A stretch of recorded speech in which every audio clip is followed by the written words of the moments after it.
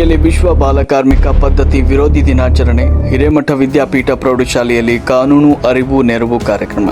ವಿಜಯನಗರ ಜಿಲ್ಲೆಯ ಕೂಡ್ಲಿಗಿ ಪಟ್ಟಣದ ಹಿರೇಮಠ ವಿದ್ಯಾಪೀಠ ಪ್ರೌಢಶಾಲೆಯಲ್ಲಿ ಜೂನ್ 12ರಂದು ವಿಶ್ವ ಬಾಲಕಾರ್ಮಿಕ ಪದ್ಧತಿ ವಿರೋಧಿ ದಿನಾಚರಣೆಯ ಪ್ರಯುಕ್ತ ವಿದ್ಯಾರ್ಥಿಗಳಿಗಾಗಿ ಕಾನೂನು ಅರಿವು ನೆರವು ಕಾರ್ಯಕ್ರಮವನ್ನು ಹಮ್ಮಿಕೊಳ್ಳಲಾಗಿತ್ತು. ತಾಲೂಕು ಕಾನೂನು ಸೇವೆಗಳ ಸಮಿತಿ, ನ್ಯಾಯಾಲಯ ಇಲಾಖೆ, ವಕೀಲರ ಸಂಘ, ತಾಲೂಕು ಆಡಳಿತ, ಶಾಲಾ ಶಿಕ್ಷಣ ಮತ್ತು ಪೊಲೀಸ್ ಹಾಗೂ ಮಹಿಳಾ ಹಾಗೂ ಮಕ್ಕಳ ಕಲ್ಯಾಣ ಇಲಾಖೆ ಸೇರಿದಂತೆ ವಿವಿಧ ಇಲಾಖೆಗಳ ಸಹಯೋಗದೊಂದಿಗೆ ನಡೆದ ಈ ಕಾರ್ಯಕ್ರಮವನ್ನು ಸಿವಿಲ್ ಕಿರಿಯ ಶ್ರೇಣಿ ನ್ಯಾಯಾಧೀಶರಾದ ಎಚ್.ಜೆ. ಶಿಲ್ಪಾ ಅವರು ಉದ್ಘಾಟಿಸಿದರು. ಕಾರ್ಯಕ್ರಮವನ್ನು ಉದ್ದೇಶಿಸಿ ಮಾತನಾಡಿದ ನ್ಯಾಯಾಧೀಶರಾದ ಎಚ್.ಜೆ. ಶಿಲ್ಪಾ ಅವರು, ಸಾಮಾಜಿಕ ಪಿಡುಗುಗಳಲ್ಲಿ ಬಾಲಕಾರ್ಮಿಕ ಪದ್ಧತಿಯು ಪ್ರಮುಖವಾಗಿದ್ದು, ಇದರ ನಿವಾರಣೆಗೆ ಸಾರ್ವಜನಿಕರು, ಯುವಕರು ಮತ್ತು ವಿದ್ಯಾರ್ಥಿಗಳು ಒಟ್ಟಾಗಿ ಶ್ರಮಿಸಬೇಕು ಅಂತ ಹೇಳಿದರು. ಇದೇ ವೇಳೆ ಹಿರಿಯ ಮಹಿಳಾ ವಕೀಲರಾದ ಕೆ.ಎಚ್.ಎಂ. ಶೈಲಜಾ ಅವರು ಮಾತನಾಡಿ, ವಿಶ್ವ ಬಾಲಕಾರ್ಮಿಕ ಪದ್ಧತಿ ವಿರೋಧಿ ದಿನದ ಮಹತ್ವದ ಕುರಿತು ಉಪನ್ಯಾಸವನ್ನ ನೀಡಿದರು. ಕಾರ್ಯಕ್ರಮದಲ್ಲಿ ಸಹಾಯಕ ಸರ್ಕಾರಿ ಅಭಿಯೋಜಕರಾದ ವೈ. ಶಿಲ್ಪಾ, ತಹಶೀಲ್ದಾರರಾದ ಕೆ. ನೇತ್ರಾವತಿ, ತಾಲೂಕ್ ಪಂಚಾಯತ್ ವ್ಯವಸ್ಥಾಪಕರಾದ ವಿಜಯಕುಮಾರ್, ವಕೀಲರ ಸಂಘದ ಅಧ್ಯಕ್ಷರಾದ ಜಿ. ಹೊನ್ನೂರಪ್ಪ ಹಾಗೂ ವಕೀಲ ಹೋರಾಟಗಾರರಾದ ಸಿ. ವಿರೂಪಾಕ್ಷನ್ ಅವರು ಭಾಗವಹಿಸಿ ಮಾತನಾಡಿದರು. ಪ್ರೌಢಶಾಲೆಯ ಮುಖ್ಯೋಪಾಧ್ಯಾಯರಾದ ಕೆ.ಎಸ್. ವೀರೇಶ್ ಕಾರ್ಯಕ್ರಮದ ಅಧ್ಯಕ್ಷತೆ ವಹಿಸಿದರು. ವೇದಿಕೆಯಲ್ಲಿ ಶಿಕ್ಷಣ ಇಲಾಖೆ ಬಸವರಾಜ್, ಸಿಡಿಪಿಒ ಬಿ. ಮಾಲುಂಬಿ ಸೇರಿದಂತೆ ಹಲವು ಗಣ್ಯರು ಉಪಸ್ಥಿತರಿದ್ದರು. ಇನ್ನು ಕಾರ್ಯಕ್ರಮದ ಪ್ರಮುಖ ಆಕರ್ಷಣೆಯಾಗಿ ಬಾಲಕಾರ್ಮಿಕ ಪದ್ಧತಿಯನ್ನು ಸಂಪೂರ್ಣವಾಗಿ ಖಂಡಿಸುವ ಮತ್ತು ದೇಶದಿಂದ ತೊಲಗಿಸುವ ನಿಟ್ಟಿನಲ್ಲಿ ನ್ಯಾಯಾಧೀಶರಾದ ಎಚ್.ಜೆ. ಶಿಲ್ಪಾ ಅವರು ನೆರೆದಿದ್ದ ನೂರಾರು ವಿದ್ಯಾರ್ಥಿಗಳಿಗೆ ಹಾಗೂ ಅಧಿಕಾರಿಗಳಿಗೆ ಪ್ರತಿಜ್ಞಾ ವಿಧಿಯನ್ನು ಬೋಧಿಸಿದರು. ಶಿಕ್ಷಕರಾದ ಎಂ. ಹರೀಶ್ ಕಾರ್ಯಕ್ರಮದ ನಿರೂಪಣೆ ಮಾಡಿದರು. ಶಿಕ್ಷಕಿ ಟಿ. ಪ್ರಿಯದರ್ಶಿನಿ ಸ್ವಾಗತಿಸಿದರು. ಜೆ.ಎಂ. ಶ್ವೇತಾ ವಂದಿಸಿದರು. ಕಾರ್ಯಕ್ರಮದಲ್ಲಿ ಕಾನೂನು ಸೇವೆಗಳ ಸಮಿತಿ ಸಿಬ್ಬಂದಿ, ಸತೀಶ್ ಹಾಗೂ ಶಾಲೆಯ ನೂರಾರು ವಿದ್ಯಾರ್ಥಿಗಳು ಪಾಲ್ಗೊಂಡಿದ್ದರು. ವರದಿ ವಿಜಯ ಋಷಭೇಂದ್ರ, ಕೂಡ್ಲಿಗಿ. ಈ ಒಂದು ಬಾಲಕಾರ್ಮಿಕರ ದಿನಾಚರಣೆ ವಿರೋಧಿ ದಿನಾಚರಣೆಯನ್ನ ಪ್ರತಿ ವರ್ಷ ಆಚರಣೆ ಮಾಡ್ತಾ ಇದ್ದಾರೆ. ಜೂನ್ 12 ಇದು ವಿಶ್ವ ಕಾರ್ಮಿಕರ ವಿರೋಧಿ ದಿನಾಚರಣೆ ಅಂತ ಕೂಡ ಎಂಪ್ಲಾಯ್ಸ್ ಅಲ್ಲ, ಎಲ್ಲರೂ ಪೌರ ಕಾರ್ಮಿಕರು, ರೈತಾಪಿ ವರ್ಗ, ಕೂಲಿ ಕಾರ್ಮಿಕರು ಮಕ್ಕಳೇ ನಮ್ಮ ಶಾಲೆಯಲ್ಲಿ ಓದ್ತಾ ಇರೋದು.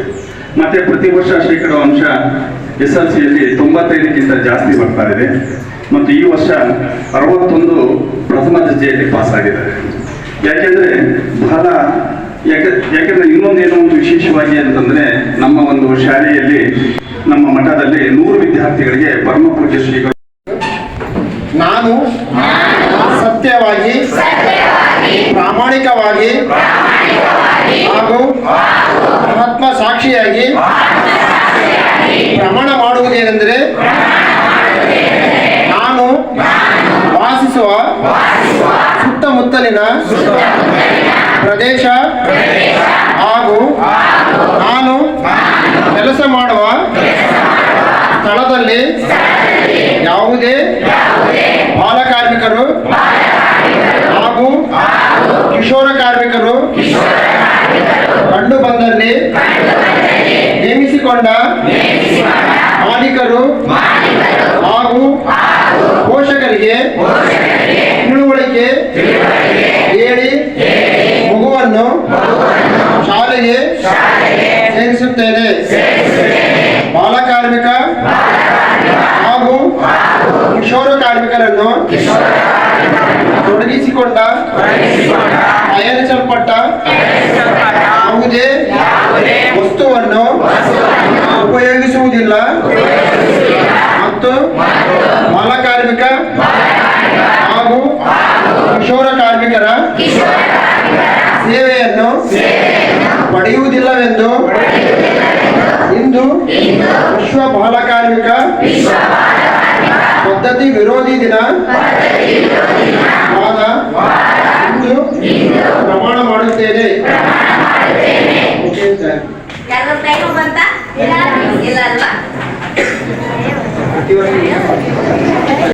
ಬಡ ವಿದ್ಯಾರ್ಥಿಗಳ ಪ್ರಸಾದ ನಿಲಯ ಸಮಿತಿ ಅಂತೇಳಿ ಒಂದು ಹಾಸ್ಟೆಲ್ ಅನ್ನ ಮಾಡಿದ್ದಾರೆ. ಅದರಲ್ಲಿ 100 ವಿದ್ಯಾರ್ಥಿಗಳು ದಿನಂಪ್ರತಿ ಊಟ ಮಾಡ್ತಾ ಇದ್ದಾರೆ. ಇದು ಒಂದು ನಮ್ಮ ಮಠದ ಮತ್ತು ನಮ್ಮ ಶಾಲೆಯ, ನಮ್ಮ ಸಂಸ್ಥಾನದ ಹೆಮ್ಮೆಯ ವಿಷಯ ಅಂತ ಹೇಳಲಿಕ್ಕೆ ನಾನು ಬಯಸ್ತಾ ಇದ್ದೀನಿ. ಯಾಕೆ ಈ ವಿಚಾರಗಳನ್ನು ನಾನು ಪ್ರಸ್ತಾಪಿಸಬೇಕು ಅಂತ ಹೇಳಿದ್ರೆ, ಈ ಒಂದು 4 ವರ್ಷಗಳ ಹಿಂದೆ ನಡೆದಂತ ಒಂದು ಘಟನೆಯನ್ನು ನಿಮ್ಗೆ ಹೇಳ್ತೀನಿ. ಒಬ್ಬ ರೈತ ತಂದೆ ತಾಯಿ 2 ಮಕ್ಕಳಿದ್ದಾರೆ. 2 ಮಕ್ಕಳು 8ನೇ ಕ್ಲಾಸಿಗೆ ಅಡ್ಮಿಷನ್ ಮಾಡಿಸಿದ್ರು. ಅದ್ರಾಗ ಏನಾಯ್ತು ಅಂತಂದ್ರೆ, ಅವರಪ್ಪ ಸ್ವಲ್ಪ ಬೇಸ್ ಚೆನ್ನಾಗಿ ಬೆಳೀತಾ ಆಗಿದ್ದಾನೆ. ಇನ್ನೊಬ್ಬವ ವಿಲೇಜ್ ಅಕೌಂಟೆಂಟ್ ಆಗಿ ಸೆಲೆಕ್ಟ್ ಆಗಿದ್ದಾರೆ. ಇದು ಒಂದು ವಿಶಿಷ್ಟ ಹೆಮ್ಮೆಯಿಂದ ಹೇಳ್ಕೊಳ್ತಾರೆ. ಇದು ಮಾಡ್ತಾ ಇರುವಂತ ನಮ್ಮ ಹಿರೇಮಠ ಸಂಸ್ಥಾನದಲ್ಲಿ ಮಾಡುವಂತ ಒಂದು ಒಳ್ಳೆಯ ಕೆಲಸ ಅನ್ನಲಿಕ್ಕೆ ನನಗೆ ಹೆಮ್ಮೆ ಅನಿಸುತ್ತೆ. ಹಾಗೂ ಈ ಒಂದು ಬಹಳ ಟೈಮ್ ಆಗಿದೆ. ನಮ್ಮೆಲ್ಲರೂ ಕೂಡ ಈ ಬಾಲ ಕಾರ್ಮಿಕ ವಿರೋಧಿ ದಿನಾಚರಣೆಯನ್ನ ನಮ್ಮ ಗೌರವಾನ್ವಿತ ನ್ಯಾಯಾಧೀಶರು, ಯಾಕಂದ್ರೆ ನಿಮಗೆ ಇಲ್ಲಿ ಹೇಳೋದಿಷ್ಟೇ, ನ್ಯಾಯಾಧೀಶರು, ವಕೀಲರು, ಎಲ್ಲ ಇಲಾಖೆ ಅಧಿಕಾರಿಗಳು ಬಂದು ನಿಮಗೆ ಈ ವಿಚಾರವನ್ನು ಹೇಳ್ತವಲ್ಲ, ನಿಮ್ಗೆ ಯಾವತ್ತೂ ಕೂಡ ಅದು ನೀವು ಮನದಲ್ಲಿರುತ್ತೆ. ನೀವು ಮುಂದೆ ಯಾವುದೇ ಉದ್ಯೋಗದಲ್ಲಿ ಹೋದ್ರೂ ಕೂಡ ಇದೊಂದು ಒಂದು ಅವಿಸ್ಮರಣೀಯವಾಗಿ ಉಳಿತದೆ. ಯಾಕಂದ್ರೆ ನಮ್ಮ ಶಾಲೆಯಲ್ಲಿ ನಾವು ಓದ್ಬೇಕಾದ್ರೆ ನ್ಯಾಯಾಧೀಶರು ಬಂದು ನಮಗೆ ಇಂಥ ವಿಚಾರಗಳನ್ನು ಹೇಳಿದ್ರು ಅಂತಕ್ಕಂಥ. ಯಾಕೆ ನೀವು ವಿದ್ಯಾರ್ಥಿಗಳಿಗೆ ನಾವು ಇದನ್ನ ಮೇಡಮ್ ಅವ್ರು ಹೇಳೋದನ್ನೇ ನಮ್ಮ ನ್ಯಾಯಾಧೀಶರು ಇಲ್ಲ, ವಿದ್ಯಾರ್ಥಿಗಳಿಗೆ ಅವರಿಗೆ ಅರಿವನ್ನು ಮೂಡಿಸಬೇಕು. ಯಾಕಂದ್ರೆ ಅವರು ಮುಂದಿನ ಈ ದೇಶದ ಭವಿಷ್ಯದಲ್ಲಿ ಅವರು ಏನೆಲ್ಲ ಆಗ್ತಾರೆ, ಅವರು ಸಮಾಜವನ್ನು ಸುಧಾರಕರು ಆಗ್ತಾರೆ. ಆದ್ರಿಂದ ಅವ್ರಿಗೆ ವಿಚಾರಗಳನ್ನು ಹೇಳ್ಬೇಕನ್ನೋ ನಿಟ್ಟಿನಲ್ಲಿ ಅವರು ನ್ಯಾಯಾಲಯದಲ್ಲಿ ಇಷ್ಟೆಲ್ಲ ಕೆಲಸ ಇದ್ರೂ ಕೂಡ ಇಲ್ಲಿ ಬಂದು ನಿಮ್ಮ ಜೊತೆ ನಿಮಗೆ ವಿಚಾರಗಳನ್ನ, ನಿಮಗೆ ಕಾನೂನು ಅರಿವನ್ನ ಮೂಡಿಸಲಿಕ್ಕೆ ಕೆಲವೊಂದು ಮಾಡಿದ್ರೆ ನಾನು ನಮ್ಮ ನ್ಯಾಯಾಧೀಶರಿಗೆ, ನಮ್ಮ ವಕೀಲರಿಗೆ ಪರವಾಗಿ, ತಮ್ಮ ಪರವಾಗಿ ಕೂಡ ನಾನು ಧನ್ಯವಾದ ತಿಳಿಸ್ತಾ ಇದ್ದೇನೆ.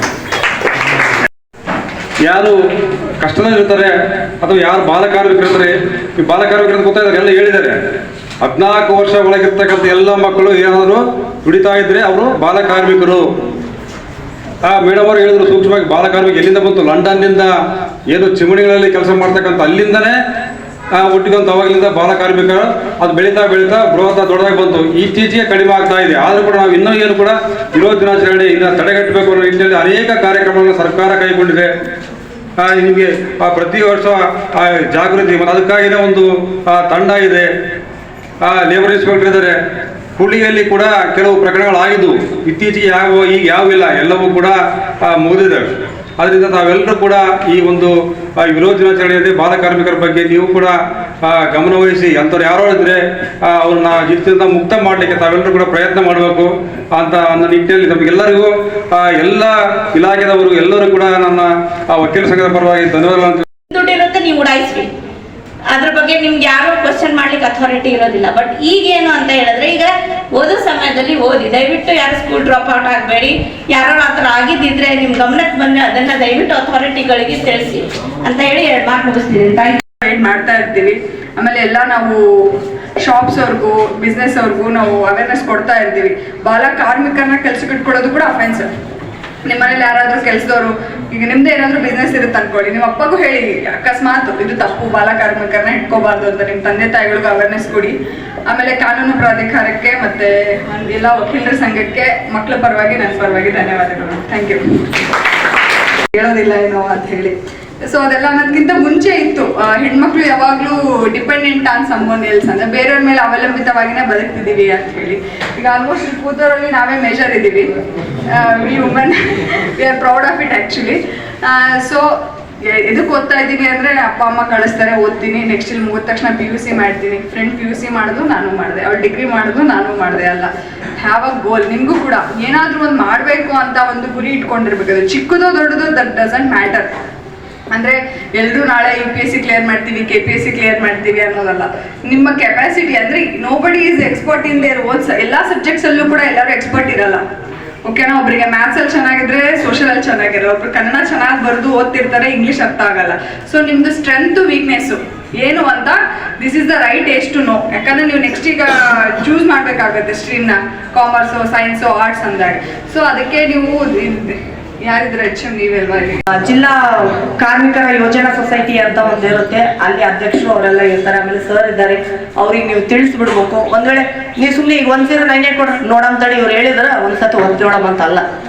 ಅದು ಸುಮ್ಮನೆ ಏನು ಮಾಡಿದ್ರು ಏನೂ ಆಗಲ್ಲ. ಅದು ಏನಾದರೂ ಇದ್ರೆ ಮಾತ್ರ 1098 ಅಂತಂದು ಹೊಡೆದ್ಬಿಟ್ಟು ಫೋನ್ ಮಾಡಿ ಸುಮ್ಮನೆ ಏನೋ ಹೇಳ್ಯಾರ ಇವತ್ತು ನೋಡೋಣ ಇವತ್ತು ಏನಾಗ್ಬೋದು ಅಂತ ಮಾಡಬೇಡ್ರಿ. ದಯವಿಟ್ಟು ಯಾರಾದರೂ ಕಷ್ಟ ಕಾಲದಲ್ಲಿ ಇದ್ರಿ ಅಂಥವ್ರಿಗೆ ಸಹಾಯ ಮಾಡ್ರಿ ಅಂತ ನೀವೇ ಮುಂದೆ ಬರ್ರಿ. ಇವಾಗ ದೊಡ್ಡವ್ರ ಕೈಲಿ ಆಗಲ್ಲ, ನಾವೇನು ಹೇಳ್ತಾ ಹೋಗ್ತೀವಿ. ನೀವು ಮಕ್ಕಳು ಮುಂದೆ ಬನ್ನಿ, ನೀವು ಮಕ್ಕಳೇ ಮುಂದೆ ಇರೋದು. ಈಗ ದಯವಿಟ್ಟು ಮಕ್ಕಳು ಮುಂದೆ ಬಂದು ಯಾರಾದರೂ ನಿಮ್ಮ ಫ್ರೆಂಡ್ಸು ಏನಾದರೂ ಹೊರಗಡೆ ಕಷ್ಟ ಕಾಲದಲ್ಲಿದ್ದರೆ ಈ ಥರ 1098ಗೆ ಕಾಲ್ ಮಾಡಿಬಿಟ್ಟು ಅವರಿಗೆ ಸಹಾಯ ಮಾಡಿರಿ ಅಂತ ಕೇಳ್ತಾ ನನಗೆ ಒಂದೆರಡು ಮಾತನಾಡಲು ಅವಕಾಶ. ನೋಡಪ್ಪ, ಈ ಕಾಲದಲ್ಲಿ ಏನಿದೆ ದುಡ್ಡು ಇದ್ರೆ ದೊಡ್ಡಪ್ಪ. ನೀವು ಅನ್ಕೋಬೋದು ಎಲ್ಲರೂ ಇನ್ಸ್ಟಾಗ್ರಾಮ್ ನೋಡ್ತಾರೆ, ಮೊಬೈಲ್ ಎಲ್ಲರೂ ನೋಡ್ತೀರಾ, ಹೌದಾ? ನೋಡ್ಲಾರ್ದವ್ರು ಯಾರೂ ಇಲ್ಲ. ಇಲ್ಲಿ ತರಲ್ಲ ಅಷ್ಟೇ, ಮನೇಲಿ ಮಾತ್ರ ಅಪ್ಪಂದಾಗ್ಲಿ ಅಮ್ಮಂದಾಗ್ಲಿ ಅಥವಾ ನೀವೇ ಒಂದು ತಗೊಂಡ್ಬಿಟ್ಟಿರ್ತಾರೆ ಸೆಕೆಂಡ್ ಹ್ಯಾಂಡ್ ಮೊಬೈಲ್. ಏನ್ ಮಾಡ್ತಾರೆ? ಇನ್ಸ್ಟಾಗ್ರಾಮ್ ಮಾಡ್ತಾರೆ. ಇನ್ಸ್ಟಾಗ್ರಾಮ್ ಚೆಕ್ ಮಾಡಿ ಗೊತ್ತದ, ಎಲ್ಲರಿಗೂ ಗೊತ್ತು ಇನ್ಸ್ಟಾಗ್ರಾಮ್, ಹೌದಾ? ಅದರಲ್ಲಿ ರೀಲ್ಸ್ ಬರ್ತಿರ್ತಾವ. ಏನ್ ರೀಲ್ಸ್ ಬರ್ತಿರ್ತಾವ? ಅವಶ್ಯಕ ವಸ್ತುಗಳು ಇವತ್ತು ಅನೇಕ ಬೆಲೆ ಏರಿಕೆಯಲ್ಲಿ ಗಗನಕ್ಕೆ ಹೋಗ್ತಾ ಇದ್ದಾವೆ. ಕಾರಣ ತಮಗೆಲ್ಲ ಕೂಡ ಗೊತ್ತಿದೆ. ಈ ಟ್ರಂಪ್ ಅಂತಕ್ಕಂಥ ವ್ಯಕ್ತಿ, ಅವನು ಬಾಲ್ಯ ವ್ಯವಸ್ಥೆ ಹೆಂಗಿತ್ತೋ ಗೊತ್ತಿಲ್ಲ, ಇವತ್ತು ತನ್ನ ವೈಯಕ್ತಿಕವಾಗಿ ನಿರ್ಧಾರಗಳನ್ನು ತಗೊಂಡು ಒಂದು ಪ್ರಪಂಚದಲ್ಲಿನೇ ಇವತ್ತು ಪ್ರತಿಯೊಬ್ಬ ಪ್ರಜೆಗೆ ಒಂದು ಭಯದ ವಾತಾವರಣವನ್ನು ನಿರ್ಮಾಣ ಮಾಡ್ತಕ್ಕಂಥ ವ್ಯಕ್ತಿಯಾಗಿ ಬೆಳೆದಿದೆ. ಆ ರೀತಿಯಾಗಿ ಬಾಲಕಾರ್ಮಿಕತೆ ಅದು ಮಾನಸಿಕವಾಗಿ ಮತ್ತು ದೈಹಿಕವಾಗಿ ಕುಂಠಿತವಾಗಿ ಮಾಡದೆ ಅಲ್ಲದೆ ಅದು ಬೇರೆ ಕಡೆಗೆ ಮನಸ್ಸನ್ನು ಕೊಂಡೊಯ್ದು ತನ್ನ ನಿರ್ಧಾರವೇ ಶ್ರೇಷ್ಠ ಅಂತಕ್ಕಂಥ ಮನೋಭಾವನೆಗೆ ಇಳಿಸಲು ಎರಡು ಮಾತಿಲ್ಲ ಅಂತ ಹೇಳ್ತಾ ಈ ವೇದಿಕೆಯಲ್ಲಿ ನನಗೆ ಮಾತಾಡಲು ಅವಕಾಶ ಮಾಡಿಕೊಟ್ಟಂಥ ಸ್ನೇಹಿತರಾಗಿರ್ಬೋದು ಅಥವಾ ಹೊರಗಡೆಯಲ್ಲಿ ಅದರ ಒಂದು ಚೈಲ್ಡ್ ಲೈನ್ ಹೆಲ್ಪ್ಲೈನ್ ಇದೆ 1098ಗೆ ಕರೆ ಮಾಡಿಬಿಟ್ಟು ಅವರು ಈ ಒಂದು ಪದ್ಧತಿಯನ್ನು ನಿರ್ಮೂಲನೆ ಮಾಡೋದಕ್ಕೆ ಎಲ್ಲರೂ ಕೂಡ ಕೈ ಜೋಡಿಸಬೇಕು. ಅದೇ ರೀತಿ ಪ್ರತಿಯೊಂದು ಈ ಒಂದು ಬಾಲಕಾರ್ಮಿಕ ಪದ್ಧತಿ ನಿರ್ಮೂಲನೆ ಮಾಡೋ ನಿಟ್ಟಿನಲ್ಲಿ ಬರೀ ಸರ್ಕಾರದ ಕಾನೂನುಗಳು ಜೊತೆಗೆ ನಾವೆಲ್ಲರೂ ಪ್ರತಿಯೊಬ್ಬ ನಾಗರಿಕರು ಈ ಒಂದು ಪದ್ಧತಿಯನ್ನು ನಿರ್ಮೂಲನೆ ಮಾಡೋದಕ್ಕೆ ನಾವೆಲ್ಲರೂ ಕಟಿಬದ್ಧರಾಗಿ ನಿಲ್ಲೋಣ ಅಂತ ಹೇಳ್ತಾ ನನ್ನ ಎರಡು ಮಾತನ್ನು